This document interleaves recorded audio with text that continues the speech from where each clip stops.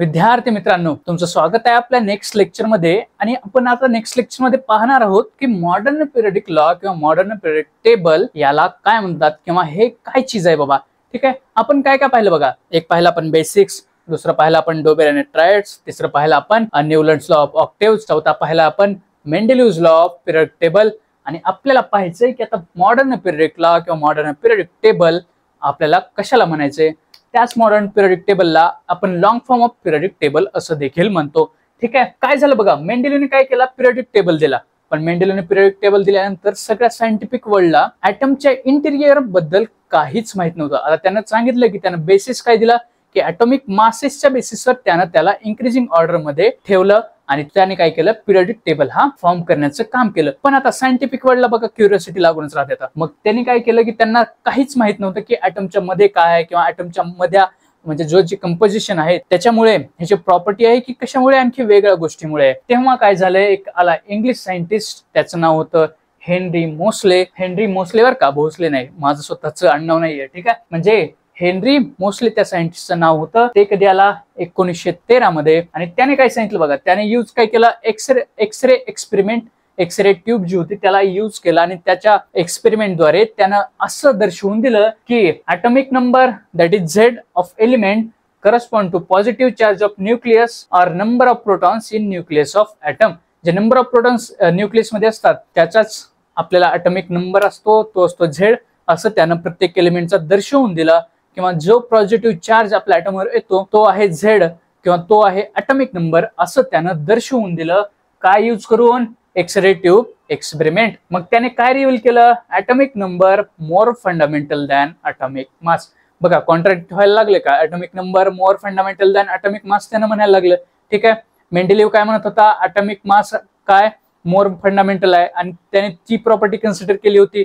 पण इथं modern periodic law मध्ये काय केलं, हेनरीने काय केलं, ॲटॉमिक नंबर हा ॲटॉमिक मास पेक्षा मोर फंडामेंटल आहे म्हणून सांगितलं।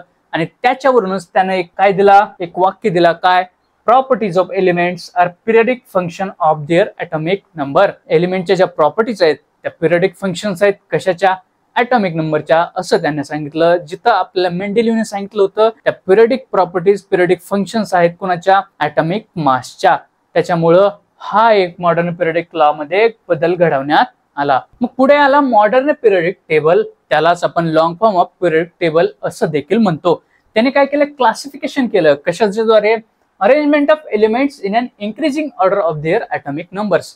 बघा मेंडेलिव्हने काय करत होतं, ॲटॉमिक मासच्या द्वारे अरेंजमेंट केली होती। पण आपण काय केलं, म्हणजे मॉडर्न पिरियडिक टेबल मध्ये काय करण्यात आलं की arrangement of elements according to increasing order of their atomic number rather than atomic mass, अशा प्रकारे त्याची अरेंजमेंट करण्यात आली। ठीक आहे, properties of elements predicted more accurately. आता ज्या प्रकारे काय केलं होतं, मेंडेलिव्हने काय केलं होतं, जे न्यूलंड्स लॉ ऑफ ऑक्टेव्स होता त्याच्या प्रॉपर्टी त्याने रिवाइज केल्या होत्या। ठीक आहे, त्या मोर ॲक्युरेटली ठेवण्याचा प्रयत्न केला होता।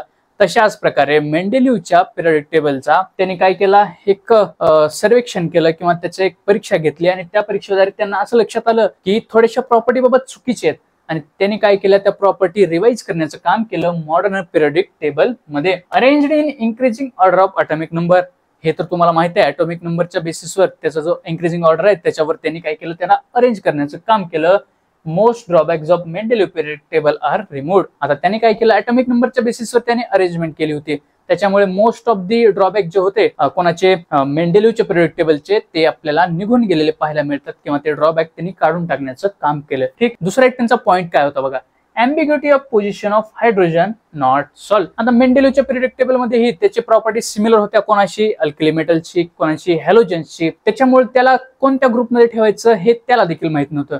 आणि सेम तशाच प्रकारे ते जे कोड होतं, ते जी ambiguity होती, त्याचे पडणार त्यांना म्हणजे काय डायलेमा होता की आता हायड्रोजनला कशामध्ये प्लेस करायचं, हे कोड त्यांना शेवटपर्यंत सुटलं नाही आणि त्यांना मॉडर्न पिरियडिक टेबल मध्ये हायड्रोजनची पोझिशन कुठे द्यायची हे त्यांना कळालेलं नाहीये। ठीक आहे, आपण हे सर्व पाहिलं आणि आपण क्लासिफिकेशनही पाहिलं। आता तुम्हाला एक गोष्ट आठवते का बघा, काय, इलेक्ट्रॉनिक कन्फिगरेशन असा काहीतरी कन्सेप्ट आहे बाबा, त्याला काय म्हणतात बघा, the way in which electron distributed in shells around nucleus. आता न्यूक्लियस असतो, त्या न्यूक्लियसच्या अराउंड KLMN नावाच्या शेल्स असतात, त्या शेल्स मध्ये इलेक्ट्रॉन कशा प्रकारे डिस्ट्रीब्यूट झाले त्यालाच आपण इलेक्ट्रॉनिक कन्फिगरेशन म्हणतो।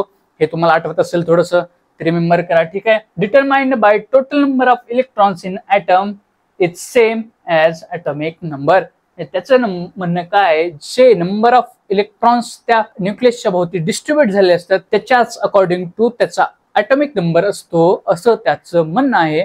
हा पॉइंट आपल्याला रिमेंबर करायला सांगितलंय किंवा तो आठवायला सांगितलंय आणि आपण तो आठवला पाहिजे, ठीक आहे. त्याचं रिलेशन आपल्याला कुठं बघायला भेटतं, कशाचं, between atomic number of an element and it's electronic configuration.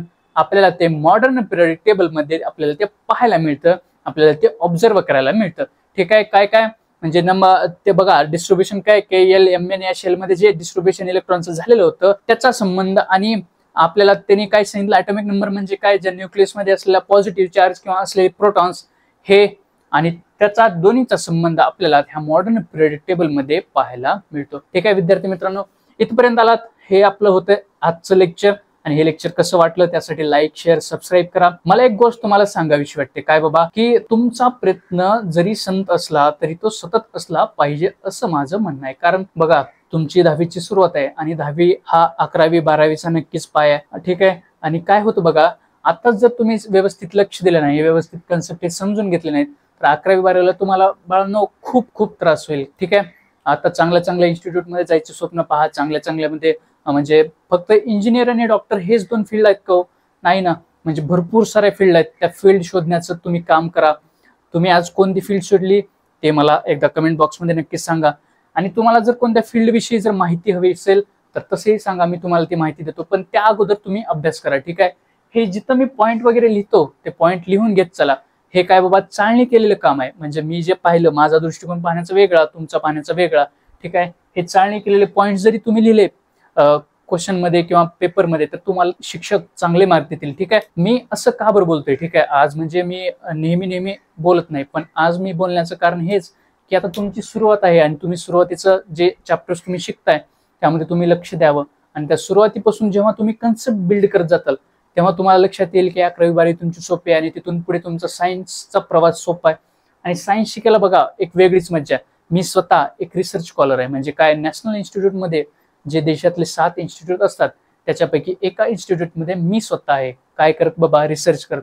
काय बघा, आता कोरोनाची जशी स्थिती आली होती तेव्हा काय बाबा, वॅक्सिन शोधण्याचं जे काम करत होते किंवा गोळ्या किंवा ड्रग्ज बनवणं जे सगळं होतं त्याचं काम म्हणजे थोडक्यात माझं काम आहे असं तुम्हाला मला सांगायचे. आणि ते खूप इंटरेस्टिंग आहे बाळांनो, ठीक आहे. त्याच्याप्रमाणे तुम्ही अभ्यास करा, चांगल्या परीक्षा द्या, हसत खेळत राहा आणि अभ्यास करत राहा.